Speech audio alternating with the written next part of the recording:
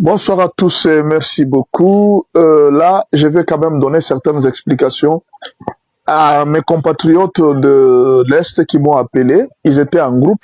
Ils m'ont appelé pour que je puisse leur expliquer la situation telle qu'elle se passe. Il dit, pasteur, mais nous ne comprenons pas. Est-ce que le président, c'est comme s'il n'agit pas, il ne voit pas la situation qui se passe à l'Est, la situation, les rebelles sont en train de se renforcer, tout ça.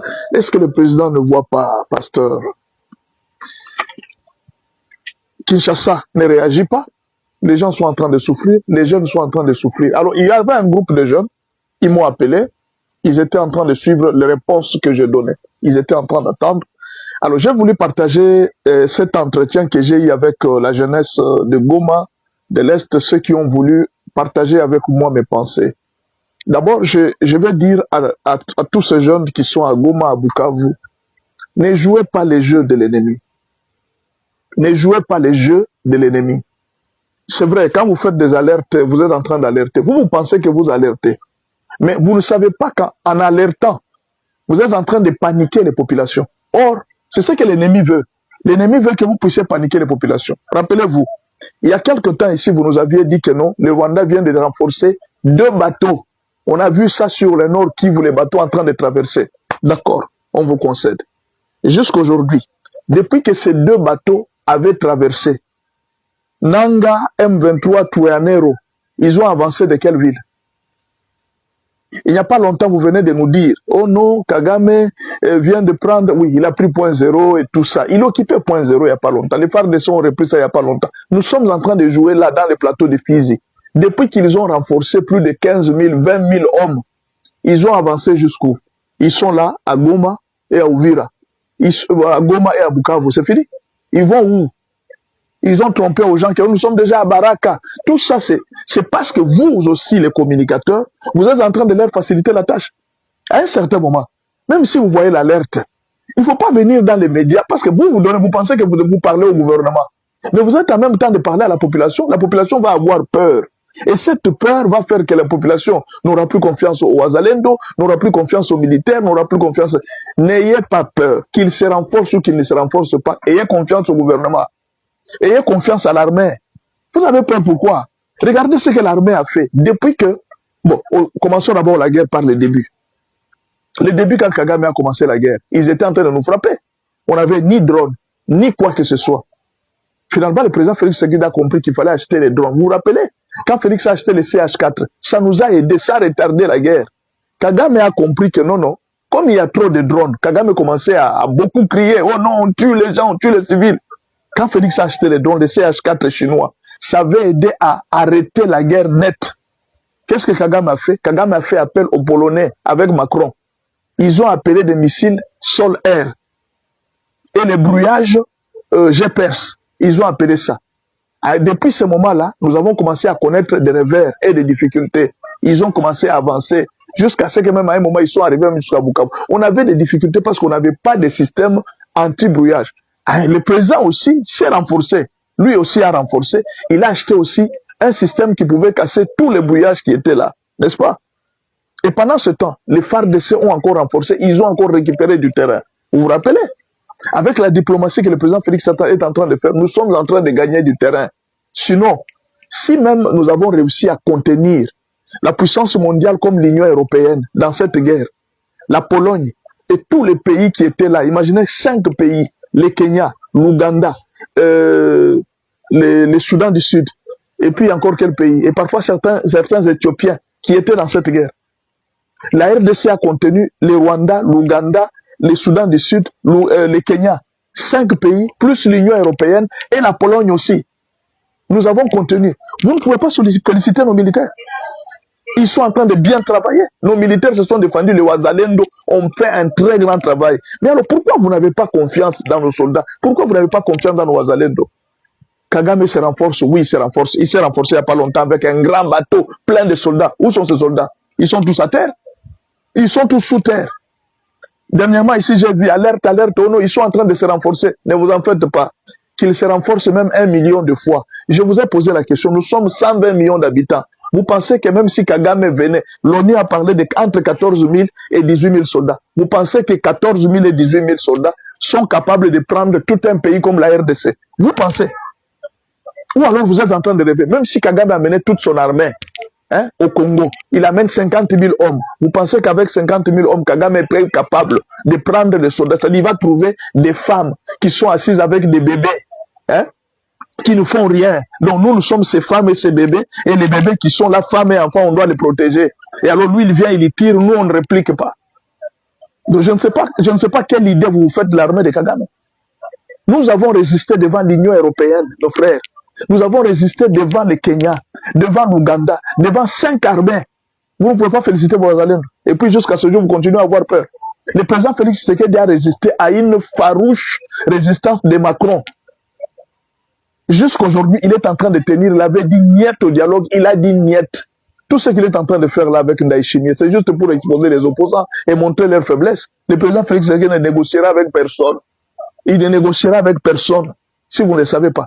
Mais alors, je suis en train de dire au peuple de Kivu, de Bukavu, regardez, allez à Sake par exemple, il y a combien de militaires? Les Rwandais qui gardent Sake là, ils sont combien? Vous, vous êtes combien? Vous êtes combien? Vous ne pouvez pas vous organiser et ces gens-là les abattre et les exterminer. On ne peut pas encourager ça parce que ça risque d'amener beaucoup de problèmes. Mais les Ouazalènes ont fait comment? Ah, vous allez dire non, pasteur, là c'est pour faire tuer les jeunes. Mais même si vous ne vous battez pas, on vous tue. Même si vous vous battez, on va vous tuer. Vous restez calme. En entendant, au nom de la paix, nous ne voulons pas faire de troubles, on vous tue. Pour ne rien faire. Vous célébrez seulement la Coupe du Monde. Pour la Coupe du Monde, on vient vous tuer. Mais alors, et mourir les bras croisés, et mourir en se défendant, qu'est-ce qui est mieux? Donc, je vous pose la question, et mourir les bras croisés, et mourir en se défendant. Organisez-vous. Vous êtes 10 c'est ce que Mouzé avait dit. Prenez-vous en charge.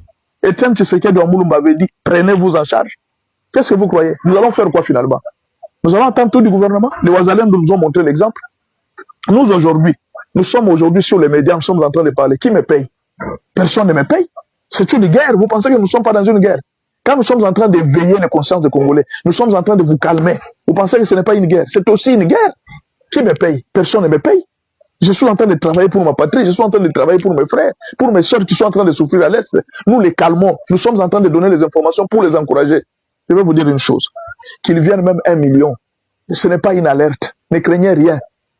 Ils vont finir dans ce pays. Je vous ai déjà dit plusieurs fois, cette guerre a déjà pris fin. Si aujourd'hui Dieu est en train de laisser Kagame faire la guerre, c'est pour nous apprendre, nous, les combats. C'est pour apprendre au président Félix Tshisekedi les armes qu'il faut utiliser pour une bonne guerre. Aujourd'hui, nous combattons 5 puissances. Au moins, nous savons que toutes ces puissances, les Kenya, les Rwandais, ils ont utilisé toutes leurs armes pour venir ici en RDC. Nous connaissons toutes les armes du Rwanda. Toutes les armes que le Rwanda a, nous les connaissons. Qu'est-ce que le Rwanda va encore faire? Seulement les civils comme les Ouazalènes ont tenu l'armée rwandaise en échec. Depuis qu'ils étaient là, Goma, Bukavu. Bon, aujourd'hui, vous allez parler, il y a même des gens qui parlent, oh non, parce que nous sommes en train de voir comme s'il s'agit de la balkanisation. Balkanisation parce qu'ils occupent Goma, ils occupent Bukavu. Est-ce que Kagame a pris tout le nord Kivu? Il a pris tout le sud Kivu. Donc il va couper Goma et Bukavu. Pour que Kagame puisse balkaniser le pays, il faudra au moins qu'il ait le lac Tanganyika. Il ne l'a pas encore. Vous êtes encore en train de rêver de la balkanisation. Mon frère, vous pensez que nous sommes les femmes, hein? On va venir là nous taper. Vous connaissez nos FARDC, vous connaissez les Ouazalènes, vous connaissez leurs forces. Ouais, on a yaki mbilikite. Na kuuliza mbele wewe, unamuyaki mbilikite. Muzimu wa barega, unamuyoa. Vous jouez avec nos ancêtres. Vous jouez avec Dieu. Nous avons tous les pouvoirs. Et nos ancêtres, et Dieu, tous vont intervenir. Et nos morts, les sangs de nos morts, tous vont entrer dans ce combat. Et nous les vivants, nous allons entrer dans ce combat. FARDC, ne vous fatiguez pas. Toute guerre, les gens meurent. Ne soyez pas effrayés par la guerre. Ne soyez pas effrayés par la mort. C'est ça le contrat de l'armée. On signe pour la mort. Ne craignez pas la mort. Nous allons mourir. Même moi qui vous parle, je vais mourir. Je suis chez moi. Je vais mourir un jour. Mais soit par accident, soit par n'importe que nous allons mourir. La mort n'est rien. Mais il faut mourir pour une cause. Mourir pour une cause noble. C'est ce qui est important. Mourir pour le salut de mes frères, oui. C'est très important pour ça.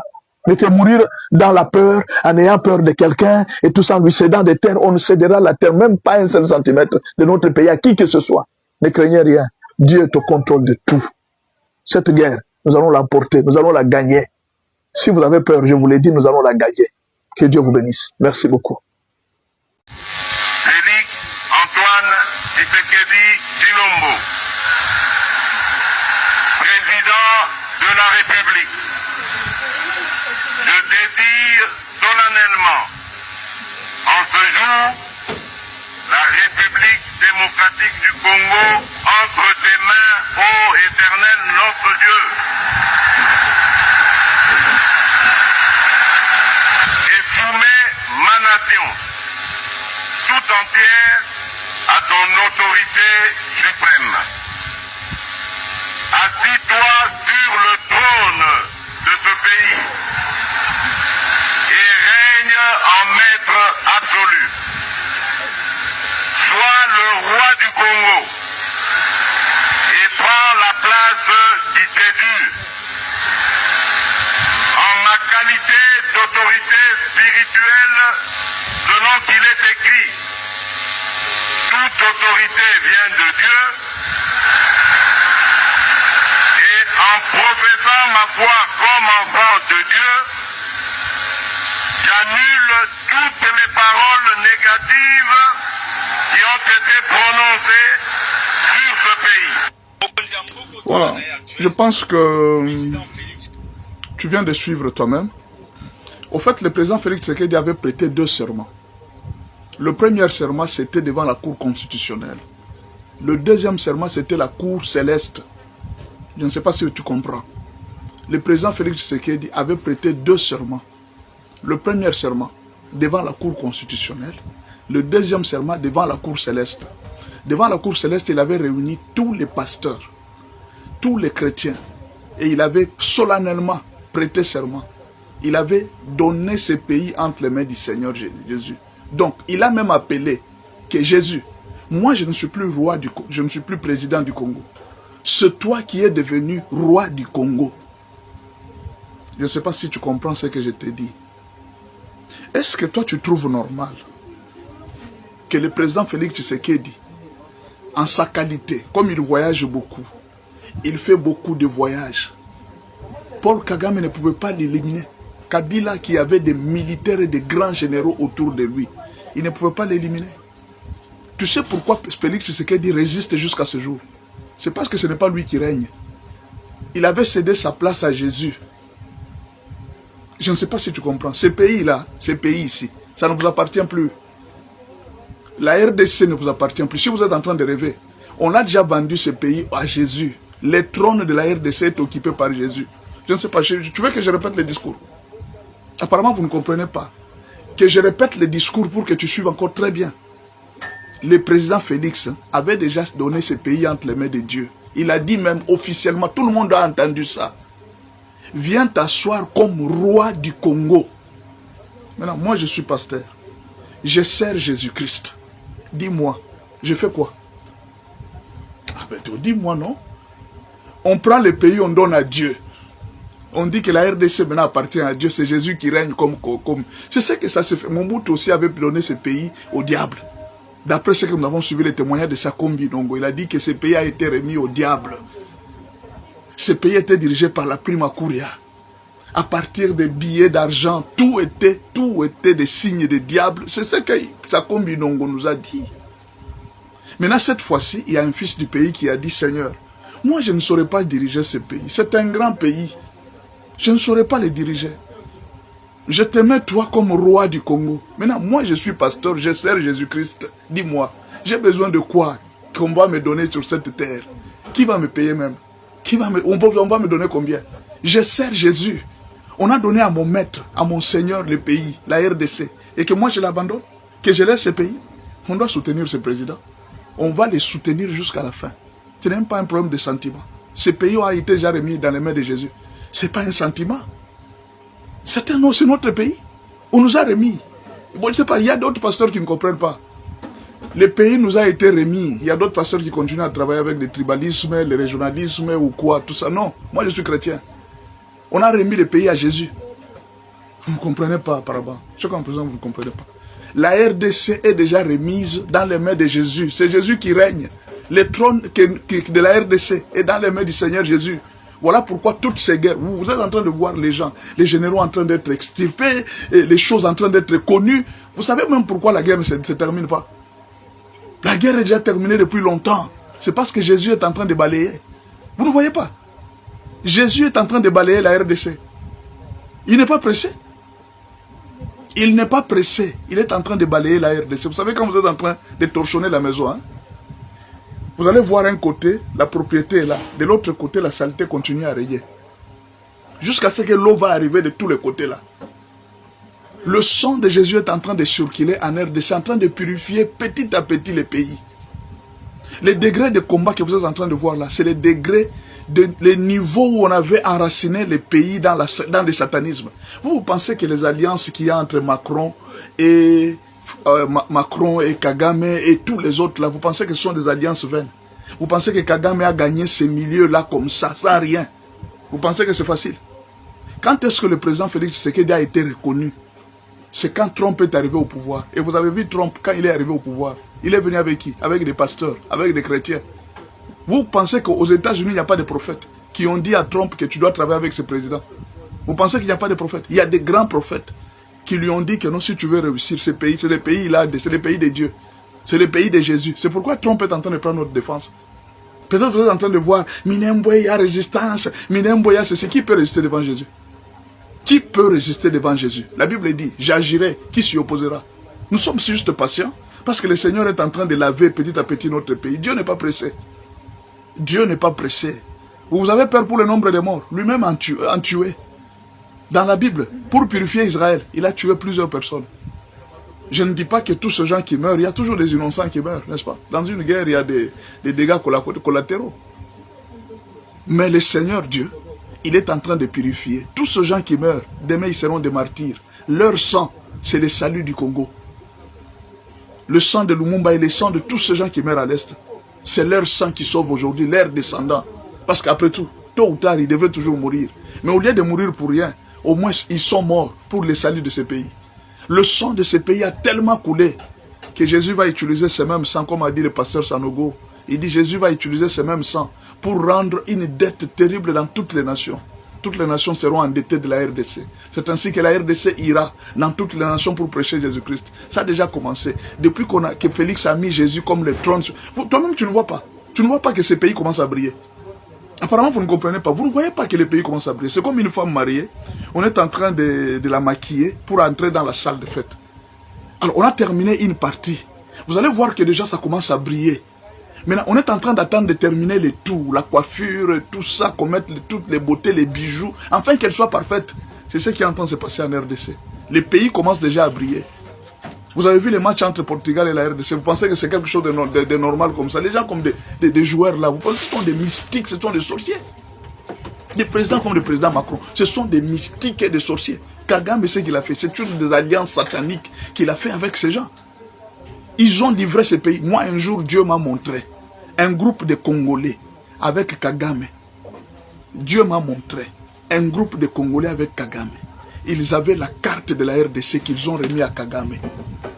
Ils ont pris un symbole des minéraux, de la terre, n'est-ce pas, qui représente les sous-sols. Ils ont pris un symbole des arbres qui représentaient la forêt de la RDC. Ils ont remis la faune et la flore de la RDC à Kagame. Ils ont fait une cérémonie, la cérémonie de domination. Ne croyez pas que Kagame domine l'Est ou bien domine les pays. C'était pour rien. C'était un pacte qu'il a fait avec Satan. Il a fait avec Satan un pacte pour dominer toute la RDC. Mais depuis que Félix avait dit ça au stade de martyrs, c'est là que les choses avaient changé. Maintenant, quand on essaye de vous faire comprendre, vous êtes en train de penser qu'un pasteur comme ça, moi je peux venir, je commence à faire la politique. Mais si je fais la politique, si je dis des choses mauvaises, mais pourquoi les gens viennent s'abonner à la chaîne? Tu m'as déjà vu un jour, moi j'ai dit aux gens, venez vous abonner à ma chaîne, tapoter, partager. Je n'ai jamais dit ça. Tu as déjà vu dans mes émissions, j'ai dit, partagez, partagez. Pourquoi toi-même tu es venu me suivre?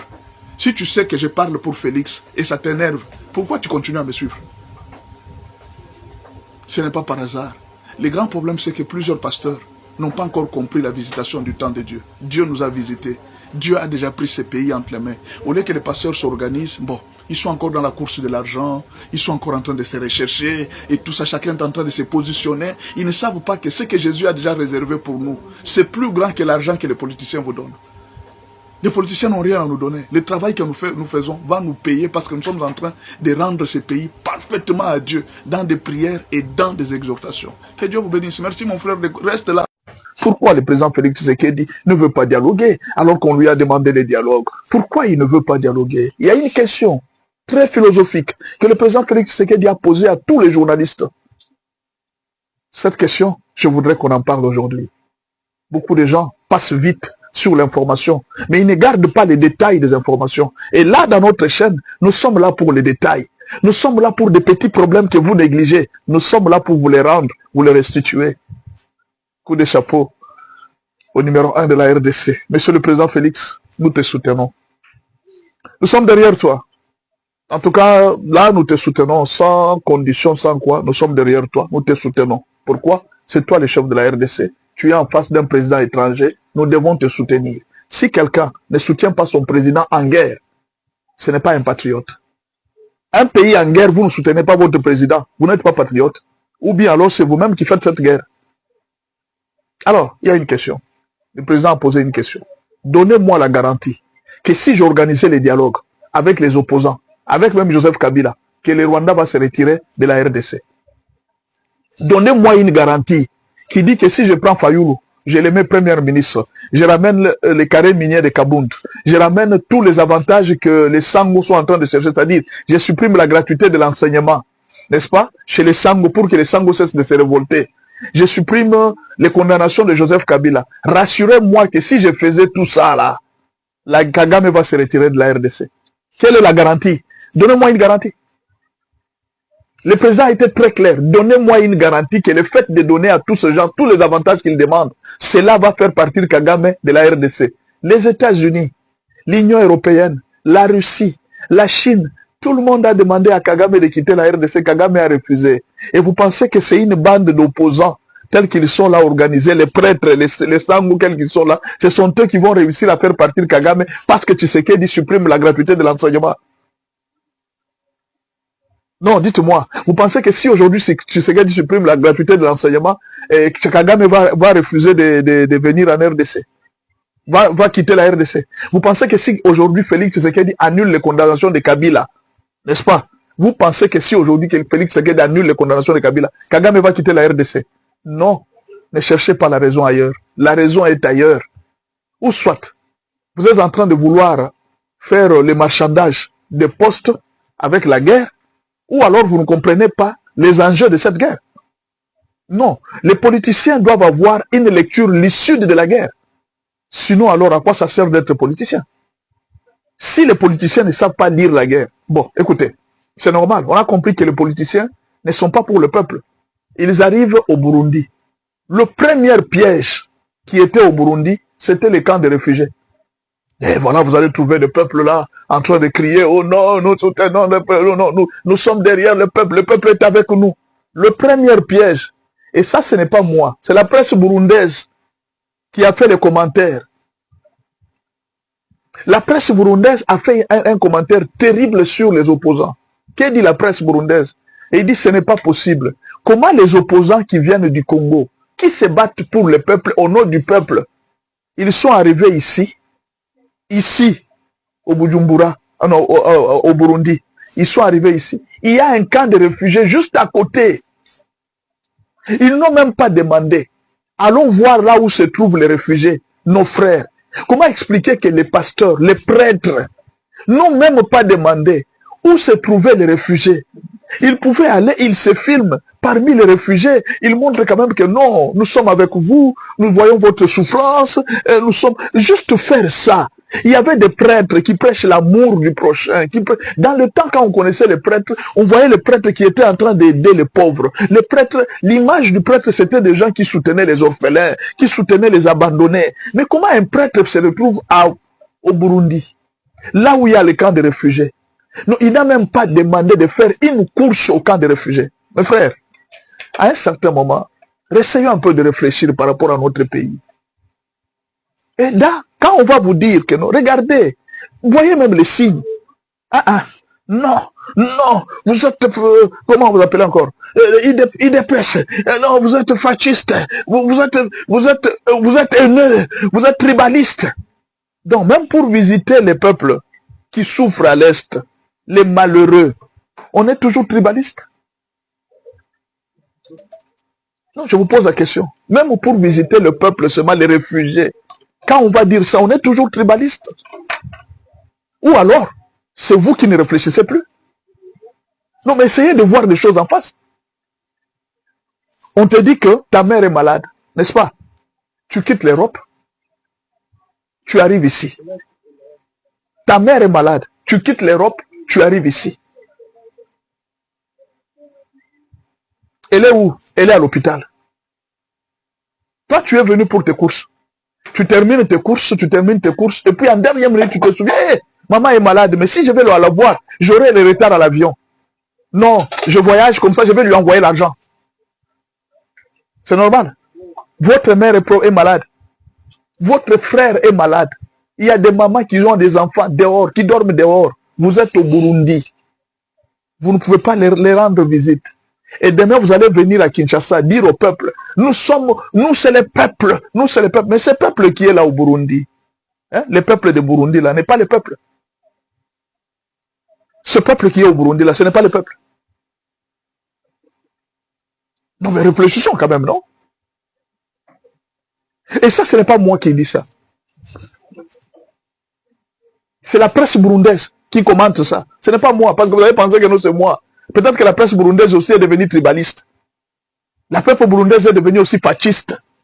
C'est la presse burundaise qui a fait le constat et qui a publié dans les journaux. Il dit ce n'est pas possible. Ce que nous vivons, c'est invivable. C'est quel genre de politicien? Votre propre peuple est en train de souffrir ici, dans les camps de réfugiés. Vous ne pouvez pas venir les voir, même les visiter, même les prêtres. Mais à l'hôtel où ils étaient, c'était des hôtels de luxe. Ils ont fêté, ils ont mangé, ils étaient là dans la joie. Ils ont oublié que ce peuple. Et alors, nous revenons à la question philosophique du président Félix Tshisekedi. Qu'est-ce qui nous assure que si aujourd'hui, on mettait Fayoulou, on lui donnait le poste de premier ministre, on donnait à Sesanga le poste de ministre de je ne sais pas quel ministre de la justice, on remettait à Kabound tous les carrés miniers, que Félix Tshisekedi annule pour les prêtres la gratuité de l'enseignement, n'est-ce pas? Qu'est-ce qui rassure que si Félix faisait toutes ces mesures-là, Joseph Kabila va quitter, les M23 vont quitter là où ils sont pour aller. Il y a des gens qui ont demandé, il dit non mais pasteur, il y a même quelqu'un qui m'a écrit là il dit pasteur, je suis un homme de Dieu, Dieu m'avait dit que cette guerre se terminera par le dialogue. Oui, mais le dialogue est là. Vous avez vu, Félix a accepté le dialogue, vous avez raison, votre message est clair. Mais le dialogue avec qui mon frère? Le dialogue avec le Rwanda. Tu as déjà vu un pays qui négocie avec un pays voisin pour la gestion des richesses de ce pays-là? Le Rwanda veut négocier la gestion des richesses de ce pays. C'est ça que vous appelez dialogue. Si c'est ça, si c'est comme ça que Dieu vous a dit, si c'est ce que vous appelez dialogue, alors ce n'est pas ça. Ça, ce n'est pas Dieu qui vous a dit. Jamais Dieu ne peut pousser aux gens de dialoguer avec un pays voisin pour la cogestion des richesses. Vous avez déjà entendu ça? Et vous appelez ça dialogue? Le président Félix Tshisekedi n'a jamais refusé le dialogue. Il veut le dialogue. Mais les grands problèmes, c'est quoi? Faisons partir l'ennemi et nous allons dialoguer entre nous. Est-ce que c'est mauvais ça? Faisons partir l'ennemi et dialoguons entre nous. Il a mal parlé? Non, je vous pose la question. Dites-moi si le président Félix Tshisekedi a mal parlé. Faisons partir Kagame de la RDC. Tous ces ennemis qui tuent nos frères, faisons-les partir d'abord. Et puis nous viendrons dialoguer. On dit ça à l'opposition. L'opposition, non, tu es en train de chercher à prolonger les mandats. Donc vous, votre problème, c'est seulement le pouvoir. Il y a un président américain, pendant la guerre, je crois, avec Hitler, la première guerre mondiale, ou bien la deuxième guerre mondiale. Pendant la deuxième guerre mondiale, les Américains ont décidé, ils ont dit non, non. En tout cas, nous ne pouvons pas aujourd'hui laisser le président partir. Le président reste là. Tant qu'Hitler est encore au pouvoir, notre président reste aussi là. C'est le premier président qui avait eu le 3e mandat des États-Unis. Ça ne s'est jamais fait. C'était une exception. Pourquoi? À cause d'une guerre. Est-ce que nous sommes patriotes? Est-ce que nous comprenons ce qui est arrivé à notre pays? Est-ce que nous avons une lecture géopolitique où nous sommes en train de lire Kabila? Quand les Américains sont en train de condamner Kabila, ils sont en train de condamner tous les rebelles M23. C'est toujours les gens de l'IDPS qui les condamnent.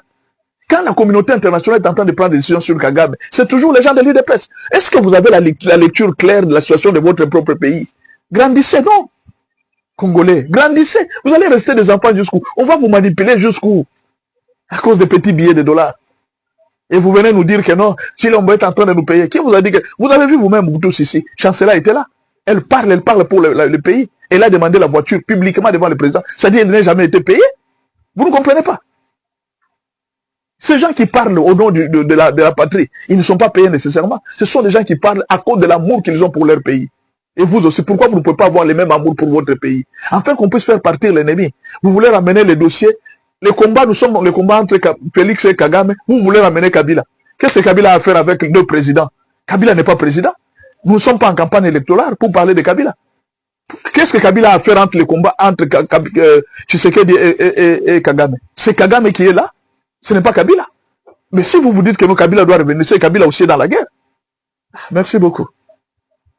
Nous sommes arrivés à la fin de cette édition. Merci à vous de nous avoir suivis jusqu'ici. Si vous avez apprécié ces contenus, n'oubliez pas de vous abonner à notre chaîne, d'activer la cloche de notification pour ne rien manquer de nos prochaines vidéos. Likez et partagez cette vidéo. On se retrouve très prochainement. À bientôt.